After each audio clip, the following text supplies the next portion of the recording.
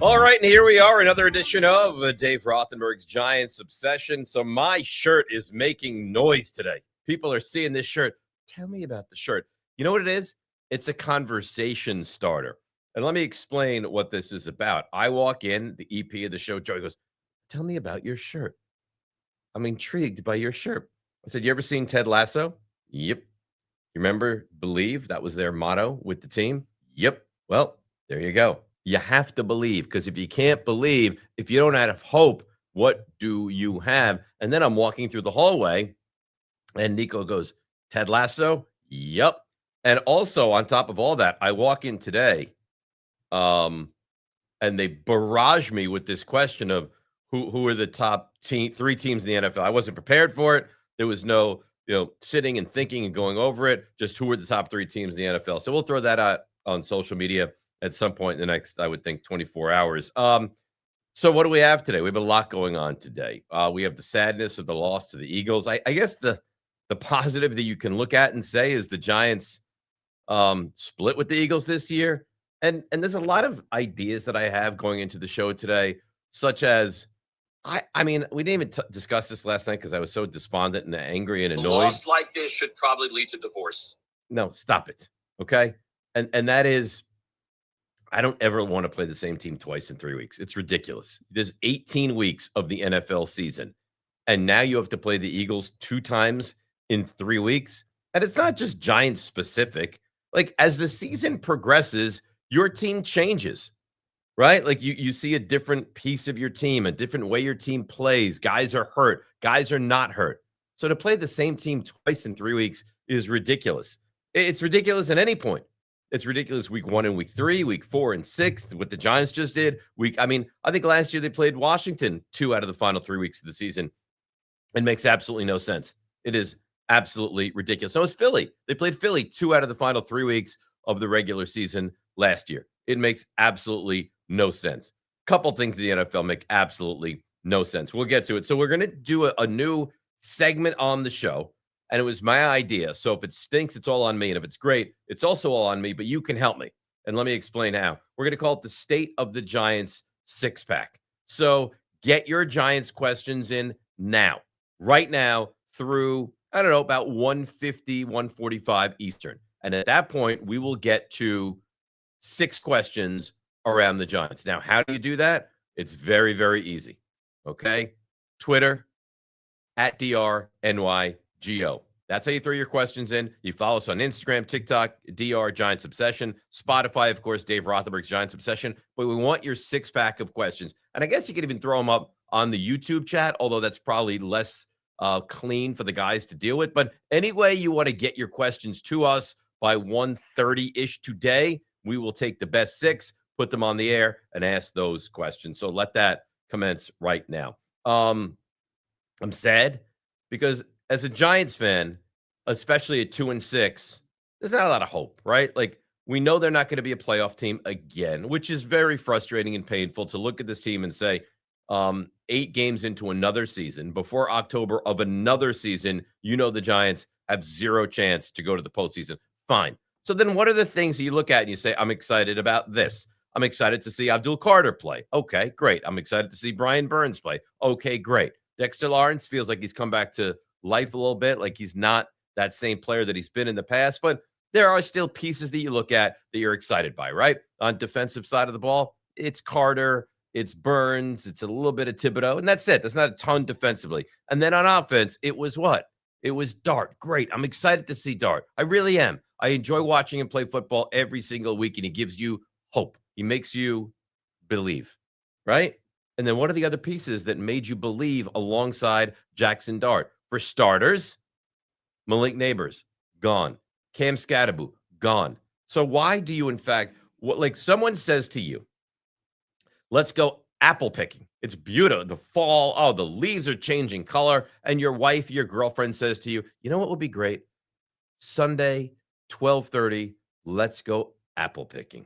And your retort would be, are you crazy? The Giants are playing. I can watch Cam Scatterbu. I can watch Malik Neighbors. I can watch Jackson Dart. Well, now you can't watch Cam Scatterbu. You can't watch Malik Neighbors. And all you're down to is Jackson Dart. So you're on the verge very soon of having to do that godforsaken apple picking. I've done that.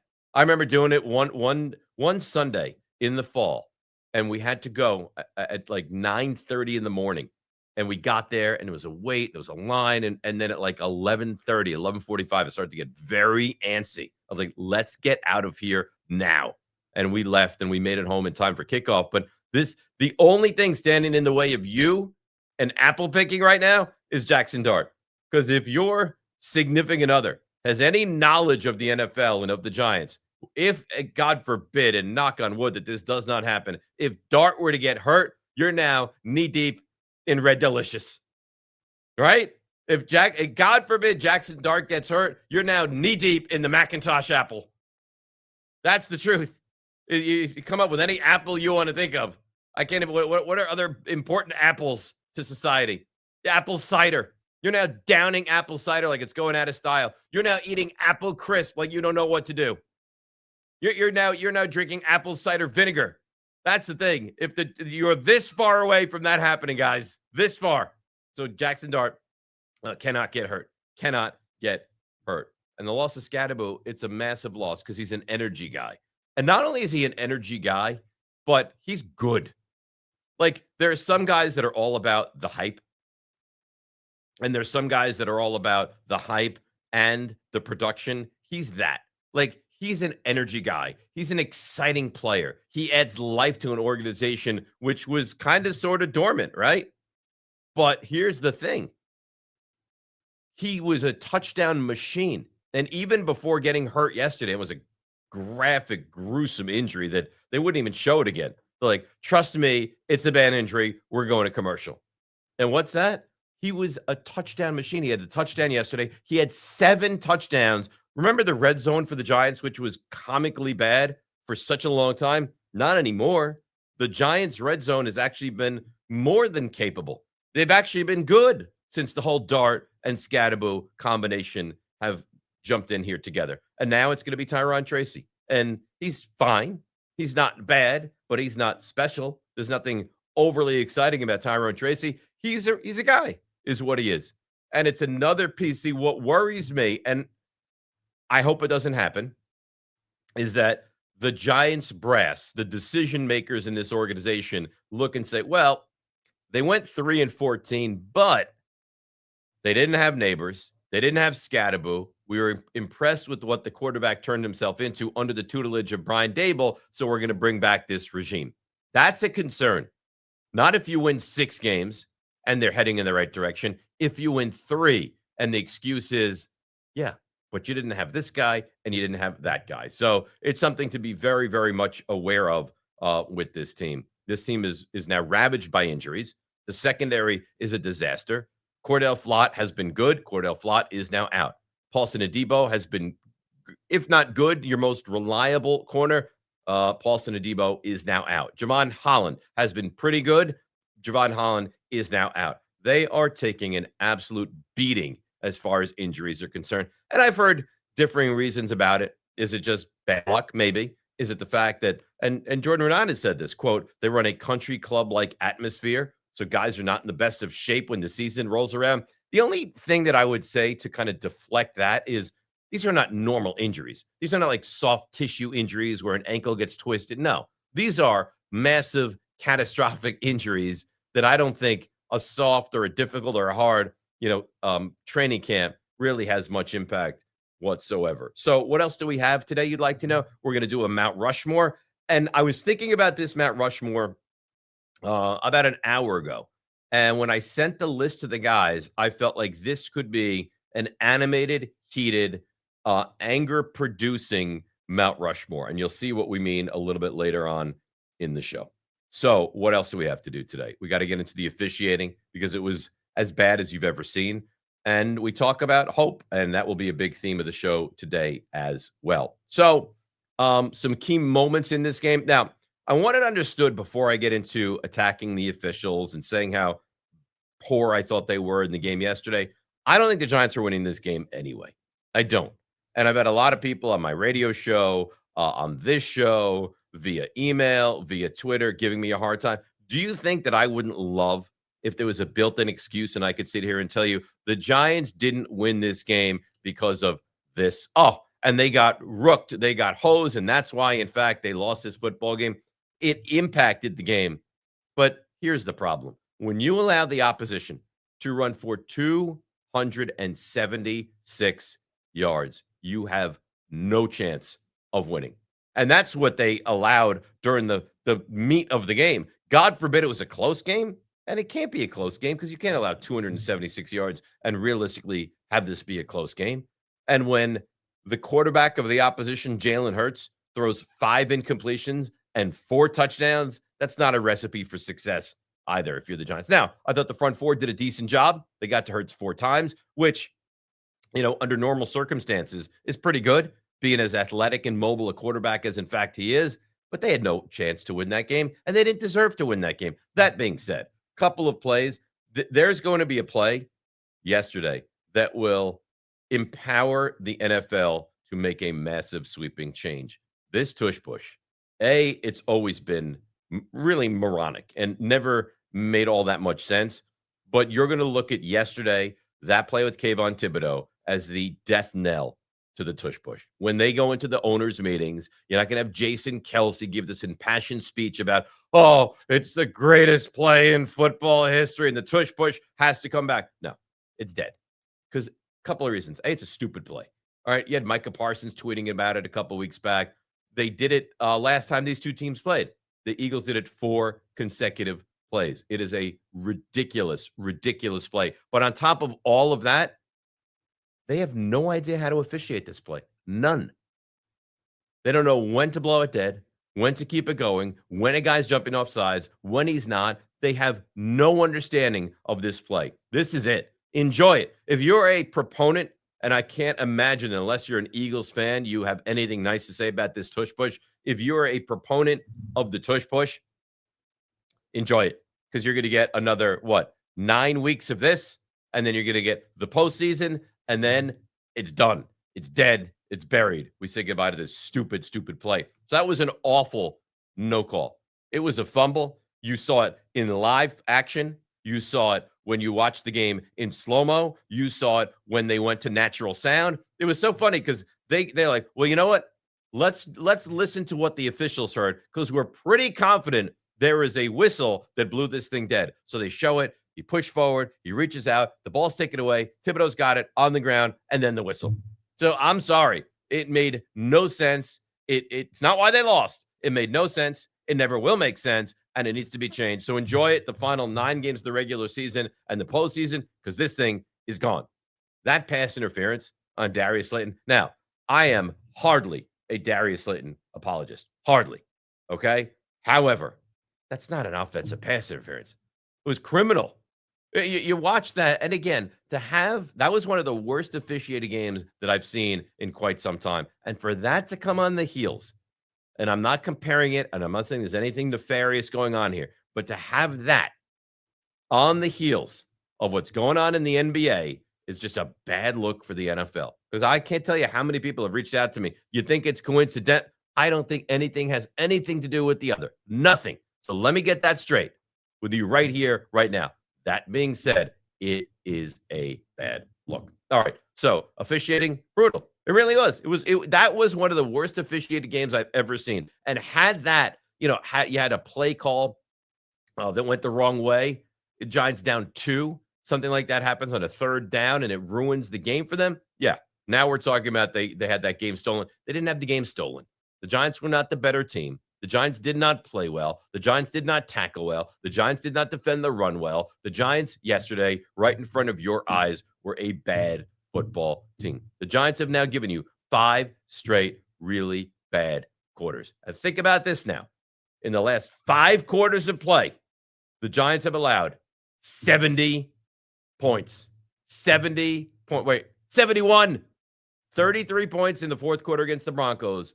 38 points in the 4 quarters against the Eagles, 71 points. So you tell me what the issue is with this team. It's defense. It's stopping the run. It's getting pressure on the quarterback consistently. Then it's a problem, and it's not going to change. You don't have a lot of wins on the schedule, and we know it. So what do we hold out hope for? Jackson Dart. and the whole apple picking scenario once again. Defense. You need to figure out a way to slow down the rushing attack for the opposition.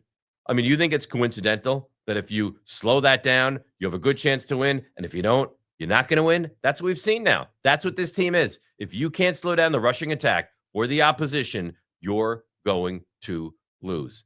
And Philadelphia had 2 guys go for over 100 yards. Tank Bigsby, who most people didn't know walked the planet. And if you're a big football fan, you might not have known he was on the Eagles. And if you knew he was on the Eagles, I don't think you went in game planning. We've got to stop Tank Bigsby. And Saquon. Saquon ran for what, $150. Bigsby goes for 104 yards. These guys average 11 yards a carry. 11 yards a carry. Think about that for a second. If they hand the football off and they're in the 3rd and 10, they're getting it. They picked up a 2nd and 31, for God's sakes, during the game yesterday. I mean, that's what happens when you're not a good football team. So you want to blame Dable? Fine. You want to blame Bowen? Fine. You want to blame the players? Fine. You want to blame the run defense? Fine. And again, and this is incredible. A, the tackling or lack thereof is really at a level that's shocking. And B, the lack of contain. I don't know that I've ever seen anything like it. You start going up. I mean, and the Giants have to study this on film, and the opposition has to say to themselves, all right, listen, Saquon, whatever you do, bounce this baby outside, because I promise you, they're not keeping contained. They never do. They haven't in quite some time. And how is it when you have so many guys getting paid at such a high number on this defense that nobody can keep their contain, that you should be shredded like you are? I get it. The secondary is not healthy. That's not Dexter Lawrence. That's not Abdul Carter. That's not Kayvon Thibodeau. That's not Brian Burns. That's not Bobby Okereke. It's not. All right. The front 7 needs to do a better job. And I feel like we're just banging our head against the wall every single week. It's a problem every single week. How do you allow this guy to break to the outside and get yardage? How do you allow this guy to do the same? And by the way, for your troubles, you know, you have coming up this week, Christian McCaffrey. So enjoy yourself. You need to be able to stop the run. Nico, Steve, that's just 20 minutes of content I've given you. But let me bring you guys on so I can take a moment to catch my breath, because I'm annoyed by the Giants. And I hear you guys chit-chattering away in the other room. Pop on right now, Nico and Steve, and let's have a conversation. Hello. Hello, Dave. What's up, Dave? Look at you. His Jets win a game. This guy, all of a sudden, he's like King Lear. He's never been more excited than he is right now. I'm just happy because I'm here on the show. And I I love your hoodie. Do you like it, right? I love Ted Lasso. It's a fantastic show. Who doesn't? It's one of the best shows, easily. Best scene in the history of Ted Lasso so far. What do you think? The best scene? Yeah, do you have a scene that like rings true to you? Because I have mine, and I'll say it, and you might. The darts? Yeah. The darts is a good one. The darts is great. I loved when his dad, No, his dad died when he was a kid. That was the whole no, the dart scene. Not Ted Lasso. When Jamie Tartt's dad came in the locker room and was being really mean and was like horrible, and then Tart punched him, and then after Roy Keane gave him the hug, that was like that was a lot. Like that was a lot. Jamie Tartt's father does not seem like he's a great dad. No, by any stretch. So you like this? You like the sweatshirt? I'll tell you what I'm going to do for you. All right. Oh, here we go. What do you mean? We get free sweatshirts. He didn't say we. Okay. He didn't say we. I didn't say anything about we. Okay. Nico, I don't know how you're lumping yourself in here. I brought up the belief thing before even Steve again, did. I'm not quite sure how you lump yourself here, especially after last night's debacle when you put on our screen "Go Birds." Okay, that's crazy. I wanted the social media interaction. Now, Steve, at 5,000 subscribers on YouTube, we're going to paint your face live during the show, aren't we? Sadly, yes. You know what Giants we're going to do? Colors. We're going to do it as you're wearing a Believe sweatshirt. That's what we're going to be doing. I can't get paint on it though. No, no, of course not. That would be very bad. Maybe we'll drape it next to you, and then after you can put it on. You will have that in your possession. It'll be like the barter. You pay off with the face paint. This show pays off with the beautiful Believe. You know, I won the Ryder Cup hat, and now like Steve wins the DNR hat, and now he's getting a Believe sweatshirt. I haven't got that yet. So, what do you mean? You're a big complainer. I'm huh? not complaining. What do you mean Sounds you're like not it. complaining? I mean, do you not have a beautiful Ryder Cup hat? Beautiful. It's Okay. mounted in my room. Great. And I'm sure, and I hope you wear it very proudly. I'm very But for you to excited about sit here and complain, I find to be a very unattractive quality in you. it. I'm sorry. Yeah, that's all right. I'm getting Um, physically abused in the office. What do you mean? Who What are you physically talking abused you? about? You. Me? What did I do? No, you don't. Oh, you're Well, looking at me. Steve emotionally abuses me. Yeah, that's Hey, whatever. listen, though. but the Not a fact big that you deal. guys have a work marriage is not my fault, and I don't want to get in between. Married All couple. right. Do we have any You guys are like questions a or married comments? couple. I know we're doing the big six pack at about 45 later on this hour. Do I have any questions or comments to get to right now? Yeah, we actually do. What you sound surprised? No. We have over 2,610 subscribers on YouTube. Boom. Okay. Don't be surprised. I'm not surprised. I just, All right. give a little thing. David Carlson, my every episode appreciation post for Nico and Steve bringing the top-notch production and comedy. Respect. What Love a you, surprise David. that you were able to dig that one out of the depths of all the comments. Yes, they do a great job. I give them a lot of credit. We think that they do a phenomenal job. We're lucky to have them. Thanks, guys. You're amazing. You have You're anything else? Yeah, I do. I actually wanted to bring this up yesterday, and I didn't get the chance to. But just one NYG said Scat got hurt on a hip drop tackle. 53 should have been ejected. When is the officiating on this hip drop tackle happening? Because I see it every game. It happens now. I will tell you this. I see the problem is that the highlight is not like easy to find now because I feel like they wanted to bury it because they don't want to see the gruesome injury. So at first glance, it didn't even really occur to me that it was a hip drop tackle, and I haven't really seen it since. So it's hard for me to give you a fair determination whether or not that was a true hip drop tackle. But I will tell you this. I haven't seen anybody say that.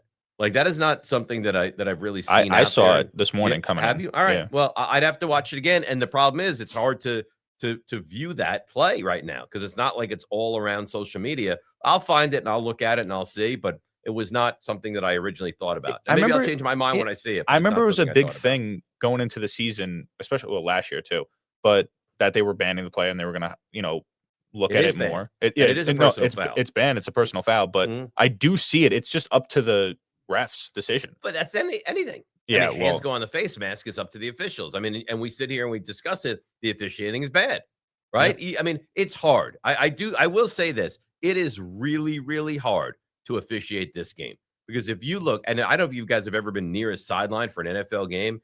The game is fast. It is physical. I mean, you have to be in position. You have to be careful for your own safety. It is hard to officiate this game. That being said, I mean, they have help from up above now, right? They have that like instant review that they do, and then they call back down with the information from that. It's not officiated well, and the problem is you could probably call a penalty on almost every single play, right? Like you watch these games, there is holding, there are guys doing certain things almost every play. And you would just hope that the officials would do their best to not make statements, but they can't get out of their own way. And I agree. I think the officiating is really bad. All that being said, I will watch the hip drop tackle or alleged hip drop tackle again, and I will let you know my thoughts about that on Wednesday's show. What else do we have? From Sal Muscles, we haven't had a good linebacker since Antonio Pierce. I don't think that's fair. I think Bobby Okereke is a good linebacker. I don't think he's a great linebacker. The weird thing is, and you guys won't even understand what this means, Joe will. When I grew up, the Giants were a brutal football team. They're like a 3-win team, a 4-win team. The playoffs, as they are now, we've come full circle, were a pipe dream. But even in that day and age, like 1976, 1977, the Giants were a disaster. You had Brad Van Pelt. You had Brian Kelly. You had Hall of Famer Harry Carson, and they always had great linebackers. And then you graduated to Steve Diassi and, of course, Lawrence Taylor and Carl Banks and Pepper Johnson and Bobby Abrams and continue with Harry Carson. So it was something that I just felt, I guess I took it for granted, is that the Giants will, even if they're bad, and they were bad exclusively until I was about 10 years old. Even if they're bad, don't worry, they're going to have great linebackers. And it feels like I'm now paying that debt off for having great linebackers throughout my youth because they have not prioritized linebackers at all. At all. The most recent one was probably Blake Martinez before Bobby He was Okereke. fine. He had Michael a great Boley- season before he left to go Michael sell Boley Pokemon was cards. good. He was a really good player. Antonio Pierce, like the I say caller, but the tweeter mentioned was really good. But they have not had great linebackers in quite some time. And the truth is, it's kind of not prioritized by the NFL anymore. It's kind of how do you get to the quarterback and then protecting the back end. So I think of the 3 layers, the 3 levels, linebackers probably the least important now. But man, were we spoiled. We really were. Anything else? No more questions, but I do want to give a shout out. Oh, that's not right here. Blake Martinez. That was the shout out from Dread. Okay. And He was some good for a minute. Romano. He was fine. He had a great season. That one season before he left to He sell was not cards. great. He was good. I'll give you good. Did you? I wouldn't have you heard I that wouldn't story? think back to the history of Giants football and think to myself, you can't tell the story without that pretty good season of Blake Martinez. I would not put that in there. What did you want to say? You said you had something else that you wanted to throw up there. No, that was it. That was the one. I thought you said you had something else you wanted to say. No, that was the one. I feel like you're lying to me. I'm not lying to you. All right. Steve, what color are you going to want your Ted Lasso sweatshirt in? Ooh, a dark blue, maybe. Well, you know what I'm going to do? I'm going to present Honestly, the whichever one options you to you. can. I'm going to present. It'll be like a palette, like a clean slate, and I'm going to present the options. You're going to choose what color and color pattern you'd like the best. Okay? Yeah. And I think it's going to look great on you. Anybody in your Thank you. family maybe would want one? No, I don't think anyone in my family's seen it, sadly. No, nobody in your family. You have like any acquaintances, anybody else in your life that you've ever crossed paths with that you think might like one? Maybe. Okay. Well, you give it some thought because I will. I'd like to buy 2, but I don't really have anybody to give the second He's just one rubbing away it in to, at this so. point. I think. Oh, you know what? I forgot about you. I guess I could Oh, hey, consider Nico. you, but you already have that beautiful Ryder Cup hat. I do already have that. So I don't know that you're deserving of a lot. Never wears on the show. which And is to be kinda fair, I weird. never finished Ted Lasso, so I don't You, deserve it. you never Oh, finished yeah, Ted you Lasso? don't- you And don't it's coming. deserve it. It's coming back. Yeah, I'm a bad TV watcher. You're an awful TV watcher. Yeah, I am. And is this not true that I heard that you are in the midst of watching The Sopranos and not really a huge fan of the show? God. No, dude. season 2's picking up. I like season 2 a lot better than I did like there you season go. 1. But season 1 was also great. Yeah, it was good. It's just I think too many people have been like hyping it up my entire life, like, oh, it's the best show of all time, and like season 1 was Because alright. It is. It is one of the best shows of all time. Season 1 was alright. Breaking Bad, great show. Breaking Bad's my favorite show of all time. Sopranos, great show. Better Call Saul. Better Call I've Saul's a never- great show. I've never seen it. Oh, it's good. Really? Yeah, it's Yeah, good. because it's It's such really a commitment good. now. Yeah. It's such a commitment now. Yeah. That I mean, what is it like 8 seasons? I don't. They keep going. Yeah, it just goes and goes and goes. All right. So we'll bring you guys back a little bit later on for the 6-pack of questions. Hopefully those are rolling in. If they are not, let me just tell you once again that we're doing a Giants 6-pack at about, I don't know, 1:45 Eastern today, which is about 17 minutes from right now. So throw your questions out there. We will get to them, and we're excited to hear them. Kind of a big State of the Union address as we are right about that halfway point of the season. All right. Offensively, see, here's the thing, and this is the thing that makes you believe. Jackson Dart. That's it. You know, and I've gotten a lot of, it's 5 games. Can you calm down? When you have it, you know you have it. When you watched Patrick Mahomes, and I'm not saying he's going to be Patrick Mahomes or Dan Marino or any of these guys, okay, for the record. But when you see that guy play at that level, you know you have it. He is the goods. He has it. He is doing this with Lil Jordan Humphrey, Bo Collins, Daniel Bellinger, who got hurt, by the way, yesterday, Theo Johnson, Darius Slayton, Wan'Dale Robinson. He is, you talk about making chicken salad out of chicken, you know what? That is exactly what Jackson Dart is doing right now. So take a step back and think about this and digest on this for a moment.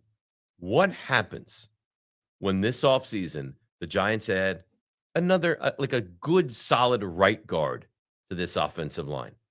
And then, knock on wood, you get back, this is like a bad Formica, but you know what I'm saying. You get back Cam Scatterbo next season. And then you get back Malik Neighbors next season. And then the Giants decide that, you know what we think? We think that wide receiver is the biggest need we have right now. So with the 6th overall selection in the 2026 NFL draft, the Giants will take the best available receiver on the board. Then what do things look like, guys? Then all of a sudden, you have an elite left tackle, you have a competent left guard, you have decent center.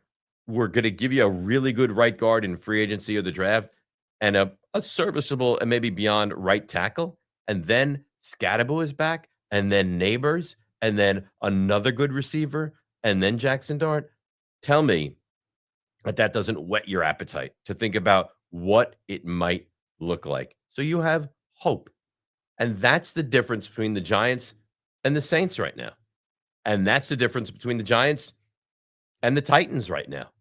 Because I like Cam Ward and still think he's going to be a good NFL quarterback. You can't convince me for a second that Cam Ward is a better quarterback and will be a better quarterback than Jackson Dart. You can't.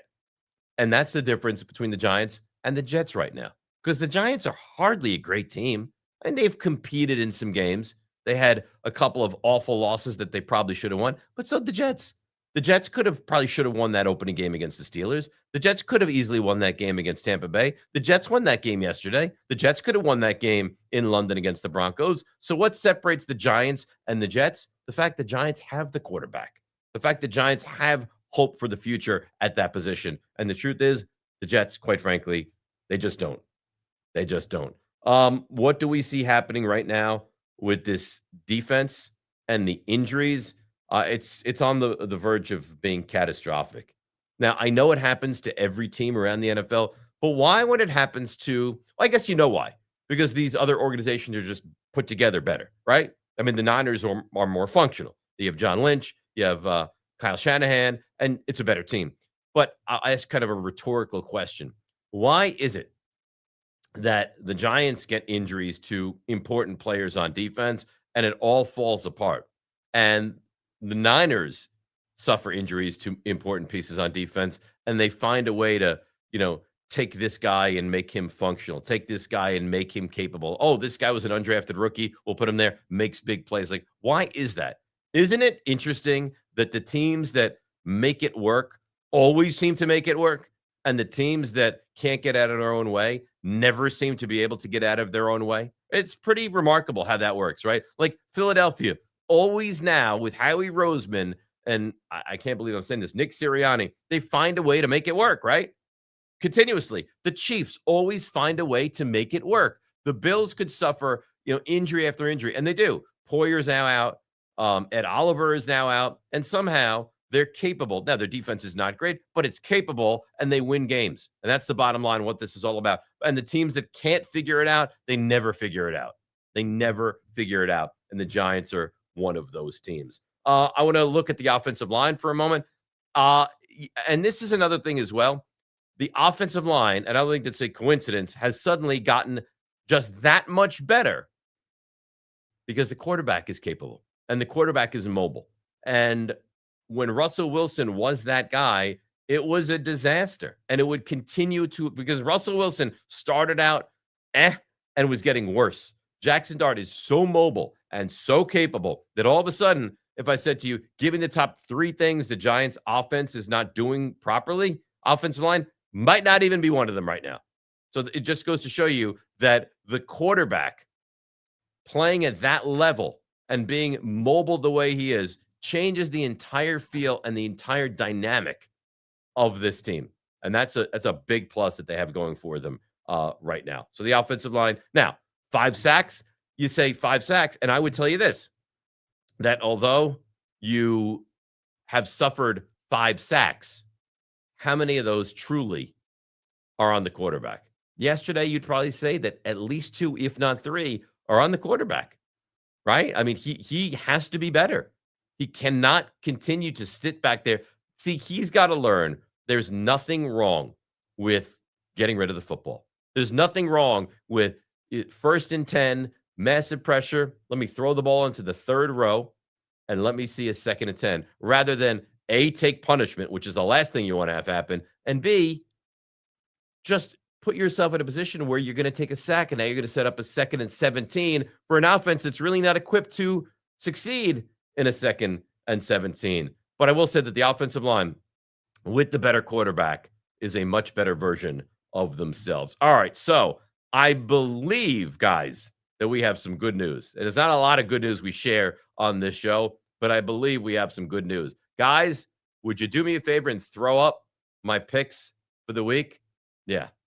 So you shut your mouth. You look at these picks. Patriots, easy win, -7.5.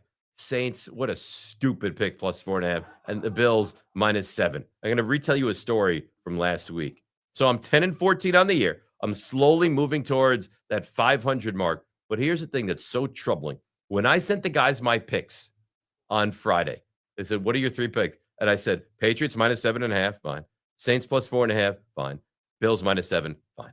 I get a response. Dave, we think you made a mistake. You took Saints +4.5.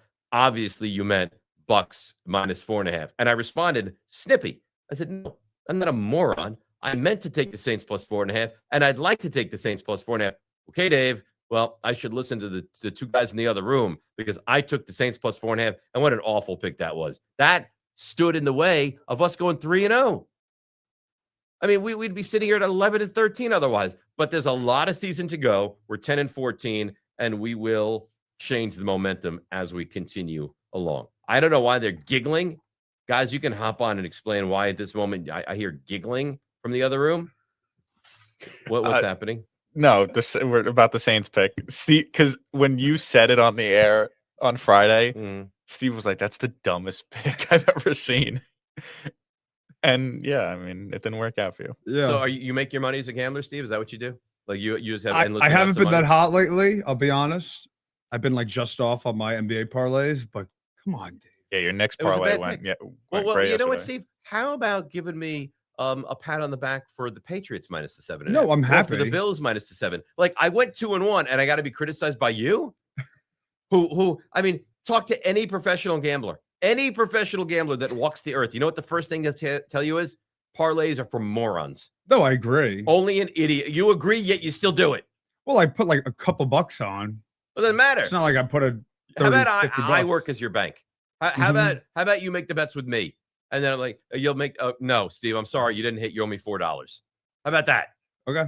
Yeah, you won't do it. You won't do it. You're not man enough to do it. You know what we have to do? Do we have any questions, comments that we have to get to? We're going to get to the big 6-pack in a few moments. You can save the really great ones for that. But any questions, comments to get to right now? No, nothing right now. We're collecting them for the 6-pack. Okay. Yeah. Now we will morph into Dave's Fixins. When they ask me for my Fixins, let's go to the Fixins bar and figure out what the hell is going on here right now.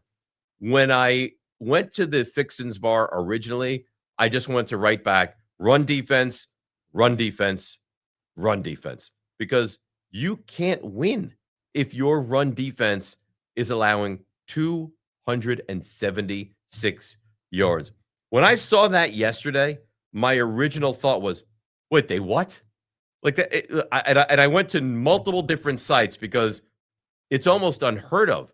Teams do not allow 276 yards in the NFL on the ground. It doesn't happen. I mean, I don't have every stat of every team for every game so far this season, but I'm willing to bet you that you can count on one hand, maybe even like 3-finger Mordecai Brown could count on his one hand, how many teams have allowed 276 yards on the ground this season. And the answer is maybe none. I'll have to look it up. So run defense absolutely, unequivocally has to be better against the Niners. And what worries you is if I said to you, rank the running backs in the NFL, Jonathan Taylor's got to be there. Saquon's got to be there. And Christian McCaffrey has to be there. And probably Bijan. Well, for your worries, for your trouble, you get Christian McCaffrey on the heels, by the way, of seeing the elite running back in the NFL in Saquon Barkley. And next week, for your troubles, you're going to get to see Chicago's running attack, which is not bad, with DeAndre Swift. And then you'll get to see Josh Jacobs. And then you'll get to see Jahmyr Gibbs. It's relentless. It never stops. So it's funny. Run defense, pass coverage. The problem with pass coverage is like run defense almost doesn't make sense with the amount invested defensively on this team as far as the front four is concerned. Pass defense makes sense. Like it was never good, but it's getting progressively worse because the secondary is so banged up. Cordell Flott is now hurt. Paulson Adebo is now hurt. Javon Holland is now hurt. Deontay Banks really should be hurt. You could pop up the injury, guys. All right, you could throw it up there. So yeah, pass defense is just a massive, massive problem. And unless you get some health in that secondary, I don't know how it gets better. And lastly, on my list is kickoff coverage. The kickoff coverage for Philadelphia, their return game had been awful. In fact, in New York sports talk radio and New York sports shows like this one is, in Philly, the conversation was, how come they start every drive at the 24? Well, you want the magic elixir for what will help you with that? It's the Giants, because the Giants allowed Philly to start out past the 40 multiple times. So it's something that they're bad at, but we're so bad at that they're going to win the battle of which is more inept. And that is our guys defensively, special teams, kickoff coverage, more inept than their guys, kickoff coverage, special teams. So we have that going for us, which is nice. These things have to change. There was a time a couple of weeks back where we looked at the NFC standing and said, oh, there's a hope. There's a dream. There's a gleam. That's now gone. Let's bring up the NFC East standings. We know who's winning this division. It's the Philadelphia Eagles. They check in now at 6-2. And after that, it's all sub 500. So the Eagles are going to win this division again, which will be the first time in forever the team will go back-to-back and win this division. And I'm going to give you a prediction right now. And you can make a video out of this, like a quick 30-second video. But I don't know that it's groundbreaking, to be honest with you. There will be one team to come out of the NFC East this year. So if you are me or like me, that your number one priority is the Giants having a good season, and once you know the Giants will not have a good season, your number two priority is making sure the other teams within this division do not succeed, well, I got good news for you. You're not going to have to worry about that, because it will be the Eagles, and that's going to be it. The Cowboys, their defense it's not just bad. It's bad to the point that you've almost never seen anything like it before. I mean, every team can score 30, 35, 40 points in any given week. It is egregious. And they got blitzed yesterday in Denver, and they fall to 3-4-1. Washington is sitting here at 3-4, and they're 12-point underdogs on the road tonight, taking on Kansas City. So they're going to probably fall to 3-5. And then you have the Giants, who sit here at 2-6. So the Giants are going nowhere. But outside of Philadelphia having a chance, no one else is going anywhere either within this division. It's Monday, so it means we bring up the Mount Rushmore of the NFL. And what's today's Mount Rushmore in the NFL? I'll tell you what it is. This week, pop it up, guys. We're going with, at this very moment, the best quarterbacks in the National Football League. In no order. It's just the top four. We start with Matthew Stafford. Matthew Stafford, who, remember, the Giants had this Fugazi, we're going to go after him and make a move for him in the offseason nonsense. He's awesome. Now, he's terrific when he has Puka Nacua, and I get that he has elite weapons, and I get that he's got a mastermind in Sean McVay, but make no mistake, Matthew Stafford was great on Detroit. Matthew Stafford was great on the Rams. And don't sleep on the Rams. I think if we went through the Mount Rushmore of teams in the NFC right now, the Rams would be on that list. Matthew Stafford unequivocally checks in as one of the best four quarterbacks in the NFL right now. Who else is on this list? Let's continue along. Now, remember, guys like Joe Burrow not eligible because of injury. But Lamar Jackson has also been hurt, but Lamar Jackson has missed a couple weeks. And last we saw Lamar Jackson, he was playing at an unbelievable level. And I imagine if you see him this Thursday, which you're supposed to, down in Miami, he'll play at something very similar to that. He does everything, right? He buys time for himself. He throws downfield. He throws underneath. He's a great athlete. He's a great running quarterback. But what he's done now is he's kind of morphed his game into being from a running quarterback to I'm so athletic, but I can buy time and still throw the ball downfield quarterback. So Lamar Jackson checks in that no order, but on our Mount Rushmore as well. And then we'll throw up the next one. And now I would have saved this guy for last, but that's fine.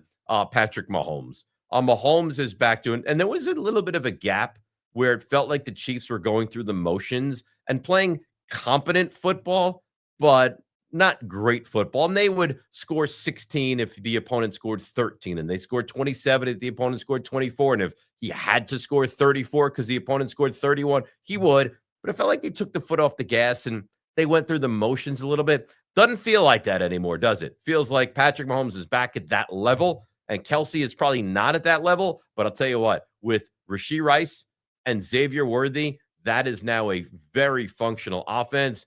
Andy Reid led, that's a real problem, that offense. And Mahomes is back to that. And I believe right now at this very moment, he is the odds-on favorite to be MVP of the NFL and number 4 of the Mount Rushmore. And I don't know why he's the only one wearing a helmet on this list, but he is, in fact, very concerned about concussions, and that is Josh Allen. Josh Allen is everything. If you take Josh Allen off of that team, they're forget about playoff team. They're probably picking top 10. That's how important he is. If you want to play the game of take this guy off their team, how big of a loss do they feel? No one is bigger than Josh Allen. Nobody. We see what the Ravens are without Lamar, right? And how they've basically crumbled without Lamar. We know that the Chiefs would be nothing compared to what we've seen without Patrick Mahomes, but nothing would be a bigger disaster than the Bills without Josh Allen. So to quickly recap, I like that photo of me staring down at these guys as if I'm kind of a deity and I'm looking down at them looking for approval. Stafford, Lamar, Mahomes, and Allen. That is your 4 Mount Rushmore for current NFL quarterbacks. Guys that were very close to making this list.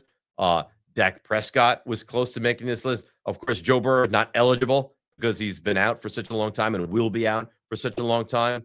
I think Jordan Love is someone that is not far from making this list. I think Jared Goff is someone that's not far from making this list. I think Jalen Hurts is someone. I don't love them. We know that. They can be considered for something like this.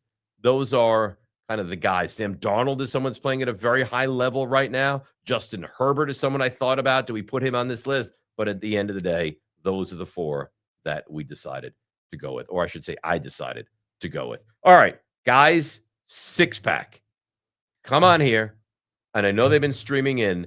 I'm assuming that because you guys are who you are and capable the way, in fact, you are, that this 6-pack is going to be legitimate, like a really good 6-pack. So let's throw them up there.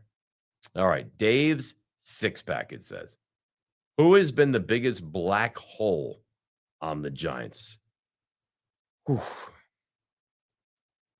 So you mean a specific player? I guess I can interpret it however I'd like to. Evan Neal has been a black hole, but Evan Neal doesn't even play. So I'm going to take him out of the equation. Who are we left with? Who could be a black hole on the Giants? There's nobody on the offensive line. Darius Slayton and just the underwhelming nature of what he is and who he is. But I think there's only one that I would be able to go with here as far as who's been the biggest black hole on the Giants, and that's got to be Deonte Banks. The weirdest piece of this is that when the Giants drafted Deonte Banks 3 years ago, and I know this is hard to even recall, he was good. Like they were for the first year, you thought, okay, well, that's going to be a hit from Joe Shane. And since then, he's gone from good to mediocre to bad to unplayable. Now, I know that corners, for the most part, are not looking for contact and they don't want to come up and tackle, but he doesn't want any contact. And on top of that, he's an awful cover corner.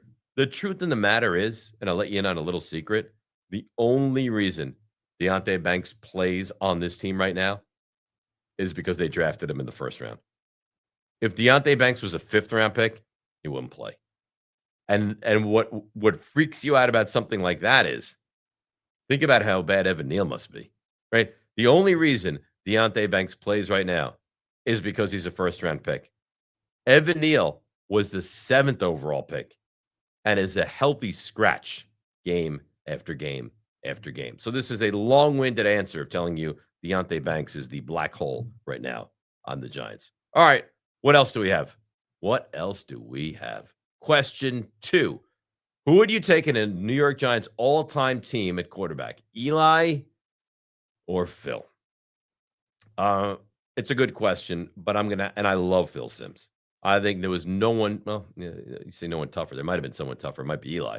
But Phil Simms was a bulldog. Phil Simms was a winner. Phil Simms brought the Giants their first ever Super Bowl title. And Phil Simms in that game gave you 22 of 25, 88%, 268 yards, 3 touchdowns, Super Bowl MVP. So I look at Phil Simms on a mantle.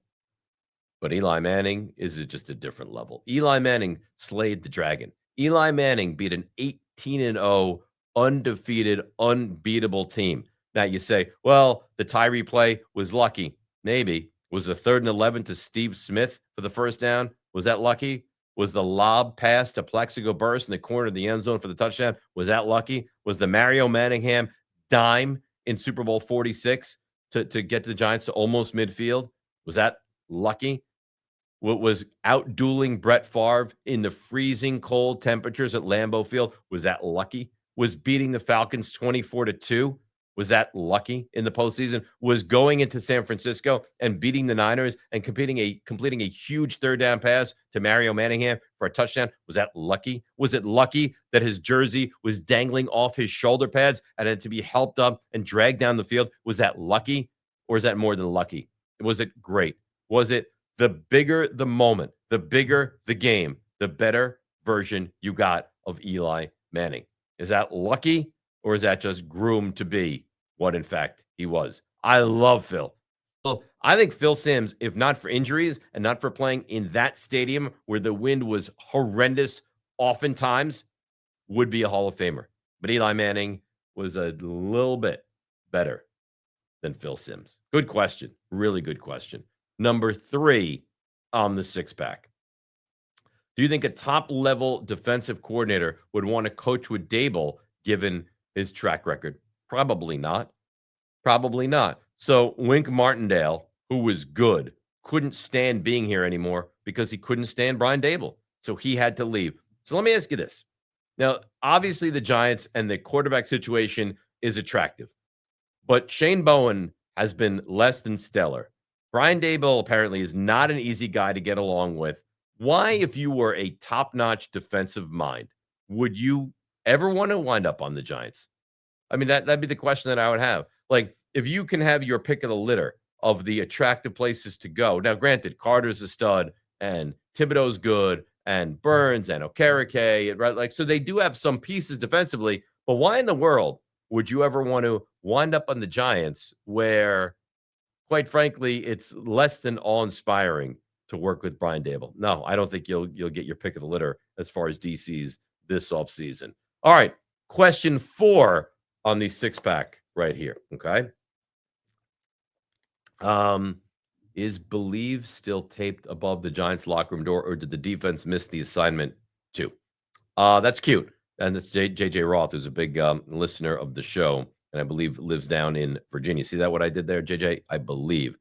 No, it's not good. It's not good. Now, the Giants used to have on their locker room door, what was it? Oh, God, I can't even remember the exact quote they had on their locker room door. Offense sells ticket. Oh, man, I got to look this up because I used to know this, but I can't remember what it is, and I don't want to misquote it. But no, they do not have Believe taped on top of their locker room door. I don't believe they do. So no, the answer to that is no. And I don't know what they're believing in right now. Anyway, that's not a great question. Of the 4, that to me is the worst that we've had so far. All right, question 5 on the 6-pack. Question 5 on the 6-pack. How bad was it when the league had to intervene with the franchise? Was it somehow worse than it currently is? That's a good question. So here's an interesting story. And a lot of people think this, but it's a misconception. There's this thought that Pete Rozelle, who was the commissioner at the time, the Mara family didn't get along. John and his brother hated each other. Not John, Wellington and his brother hated each other, and they didn't get along, and they couldn't agree on anything. And the Giants franchise was a disaster. And Pete Rozelle was of the mindset that we need a flagship franchise like the Giants to have a really good GM and a good coach. And George Young would be great to be that guy, right? That's the common thought, is that Pete Rozelle handed them as like a peace offering. Guys, here's what it should be. It should be George Young. And then he's great. He drafts Sims and Taylor, and away we go, right? That's not accurate. And a lot of people think that's the story. The story is Wellington Mara loved George Young. But the problem was his relationship with his brother was so awful that the mindset was if he brings the idea of George Young to his brother, Tim, will scoff at it. And just to be argumentative, say, we're not doing that. I don't want it. So he brought it to Pete Rozelle and said, I want George Young. Pete Rozelle brought back to the Mara contingent. I think this guy would be great for the organization. And Wellington was like, great idea. Same thing with the rest of the family. And that's how they wound up with George Young. So that's that. Now, the question is, was it this bad? It was bad. The Giants, it was probably worse, to be frank with you. The Giants went to the NFL championship game in 1963 and didn't go back to the playoffs until 1981. So you don't have that same duration of bad. But the fact is, every year the Giants are an irrelevant football team by October. So that's bad, but not as bad as it was. They were the laughingstock of the NFL for quite some time. And lastly, of the six-pack, how do you feel about the Giants hiring someone with Brian Flores and an elite offensive coordinator? Now, you say someone with Brian Flores. Does that mean Flores would be the DC, or that means Flores would be the head coach? I don't want Brian Flores to be the head coach of this team. And you say, well, maybe that's unfair. Maybe it is. But with the way Miami fell apart under his tutelage, I don't want to hand a tenuous situation into the hands of Brian Flores. If he was my defensive coordinator, I could wrap my arms around that. I definitely could. Like if Dable were to keep his job and Brian Flores becomes the defensive coordinator, you know what? I think you could do a lot worse than that. So I think this is a success. I appreciate the six-pack. I think 5 of the 6 questions were very, very good. And I don't even blame JJ Roth for the question. I blame Nico, because Nico's got to be a better intermediary to hold off the bad questions from getting to me. So JJ Roth, you keep doing what you do. Nico, you have to be better at doing what it is, in fact, that you do. Steve recommended that one to me. And then to throw poor Steve under the bus like that. What did you just say? Did everyone hear that, or did I just hear that in my headphones? Why do you pop on? Why do you pop on and act like a man for a second and tell us what it is exactly that you said there? What'd you say? Steve recommended that one. Mm-hmm. I didn't write that. Okay. I'm tired of getting bombarded by the two of you. Well, here's the thing, Good. pal. It's not going anywhere. All right, you are public enemy number You got a 1. log here, buddy. I'll tell you what. If you great. can answer this question for me right now, I will never give you a hard time again, Fantastic. or at least not as often as I do. Fair. Okay. Yeah. Public enemy number 1. You know what that means, right? The biggest public enemy in the world Yes. you're trying to capture. Who was the first ever public enemy number 1? They created this for this person. I'll even break it down for you. This man was the first ever public enemy number 1. John Wilkes Booth. No. Nice guess. That's Right a good first guess. name, John Dillinger. John Dillinger, the first ever public enemy number 1. And what was the name of his right-hand man? Babyface Nelson. See, these are all little nuanced things that Gotta you write can that learn down. if you listen to this. Again, guys, we're going to say goodbye for the moment. Thank you for tuning in. It's very important. Your feedback, your involvement is what makes this thing go. So again, on Instagram, TikTok, at DR Giants Obsession, on Twitter, at DRNYGO, Spotify, Dave Rothenberg's Giants Obsession, YouTube, that's the big one. Like us, subscribe to us. The numbers continue to grow, so it is working. We'll be back Wednesday, 1 o'clock Eastern, with another edition of Dave Rothenberg's Giants Obsession. So if you like that live stream, check out this video or the other live streams. And of course, don't forget to subscribe.